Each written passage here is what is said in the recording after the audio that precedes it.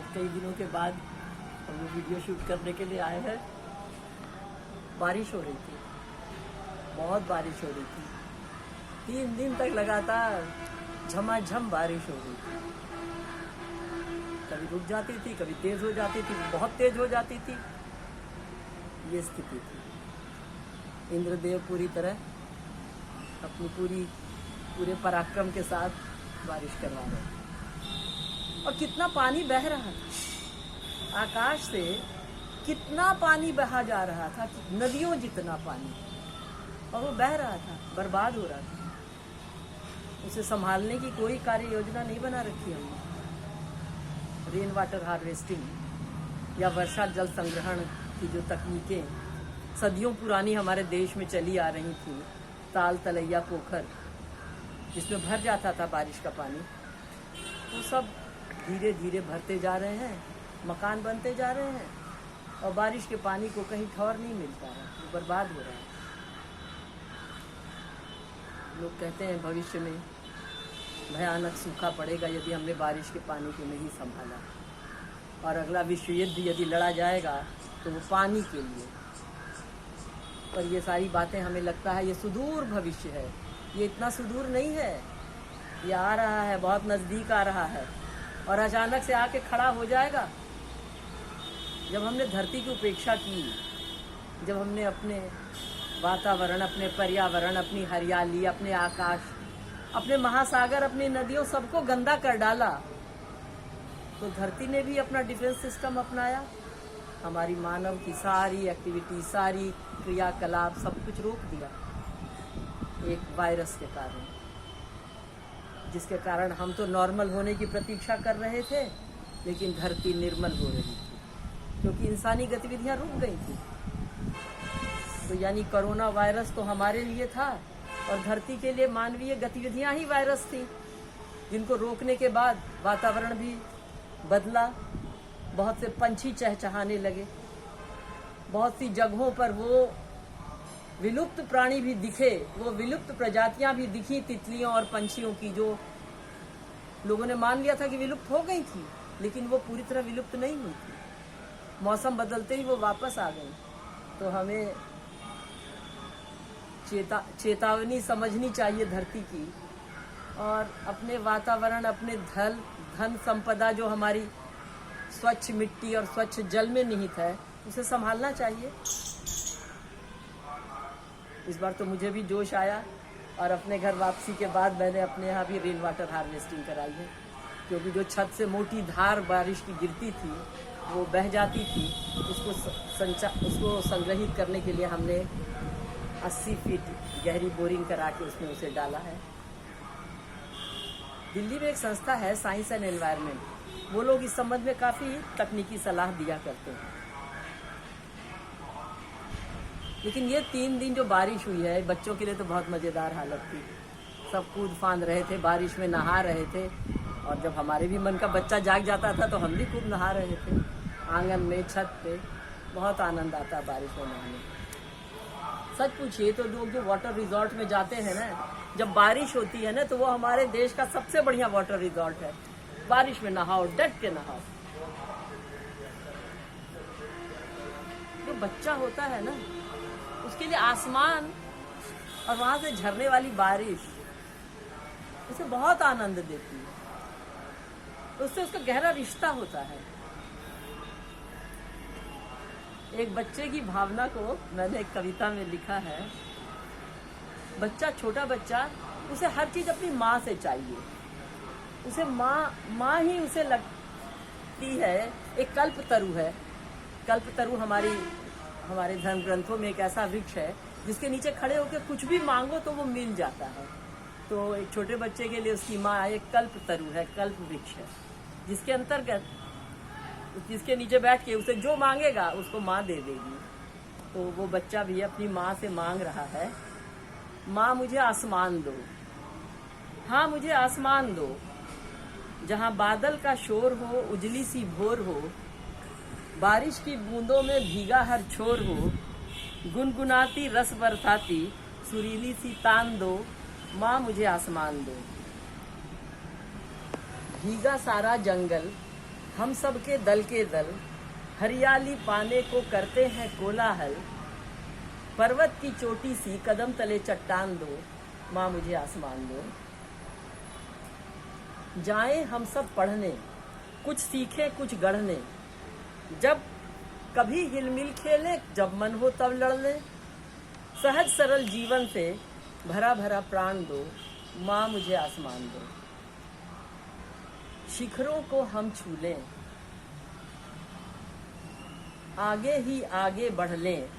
जात पात धर्मों के बंधन को भी तोड़ें। हर कंठ से फूटे ऐसा सहगान दो, माँ मुझे आसमान दो। दुनिया की हर भाषा कहती है बच्चों से, सुंदर है यह जीवन छोड़ो मत अभिलाषा। गुरबानी कीर्तन हो, शंख ध्वनि अजान दो, माँ मुझे आसमान दो। ये कविता मैंने लिखनी तो शुरू की थी बच्चों के लिए, लेकिन धीरे धीरे इसमें बहुत सी अन्य बातें भी जुड़ गई जो शायद एक छोटे बच्चे की आकांक्षाओं में शामिल ना हो। बहरहाल कवि के तौर पे मैंने लिख डाला। अगर हम रोज आसमान के नीचे थोड़ी देर बैठे ना, तो लगता है मुझे कि हमारी बहुत सी समस्याएं सुलझ जाएंगी, क्योंकि तब हमें लगेगा कि हमारी हर समस्या का आखिर वजूद ही क्या है, वो बहुत छोटी है। जब हम अपने से विराट के नीचे आते हैं तो हमें समझ में आता है कि हम और हमारी समस्याएं, वो सारी चीजें एक बहुत बड़े ग्रैंड डिजाइन में ज्यादा महत्व नहीं रखती हैं। एक कहावत है, एक प्रकार की सीख है, don't sweat on small things and everything is small thing. यानी छोटी छोटी बातों के लिए परेशान मत हो, और सच पूछो तो सारी बातें छोटी छोटी ही हैं। जब हम आसमान के नीचे बैठते हैं, जब हम बादलों की लुक्का छुपी देखते हैं, जब हल्की हल्की ठंडी ठंडी हवा चलती है, हरियाली दिखती है, दूर दिखती हैं चीजें,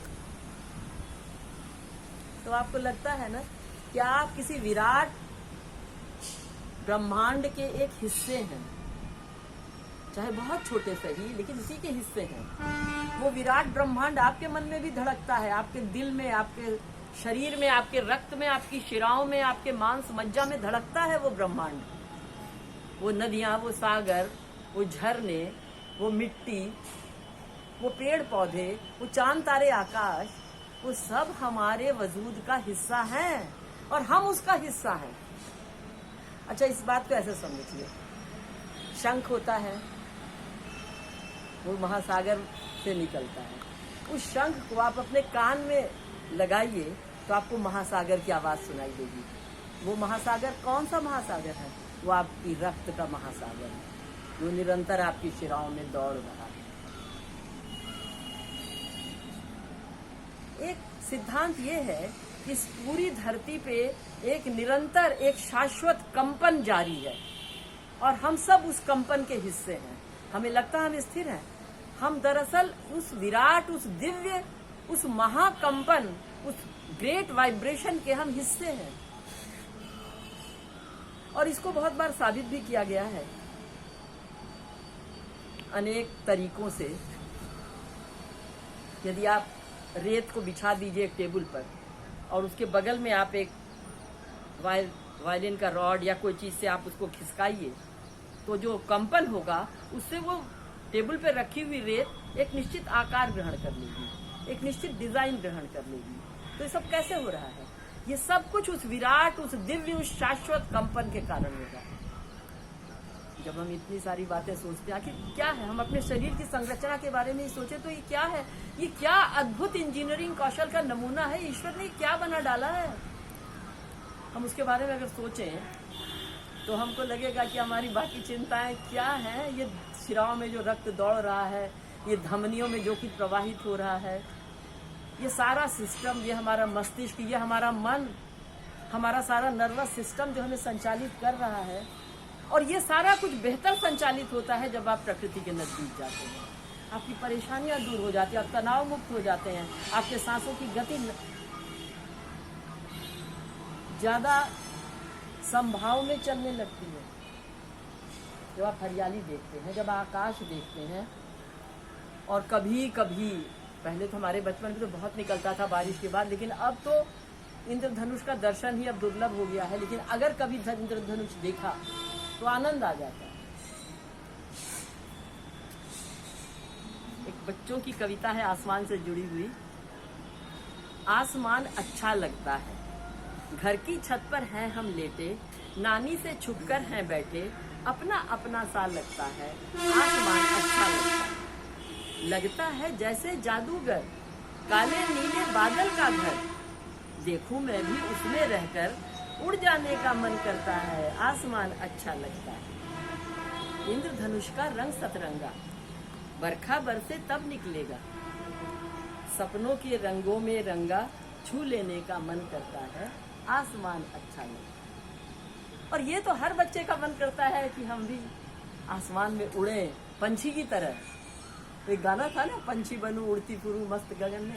ये हर बच्चे की कल्पना होती है, हर बच्चे की सपना होता है। हम लोग भी बच्चे थे, सोचते थे कितना मजा आएगा, चिड़िया की तरह पंख मिल जाए और हम लोग उड़े आसमान में। तो आज हम लोग बारिश के बाद हमें आसमान बादल का दर्शन सूझ रहा है, अपने बचपन की बातें याद आ रही है। तो इतना ही।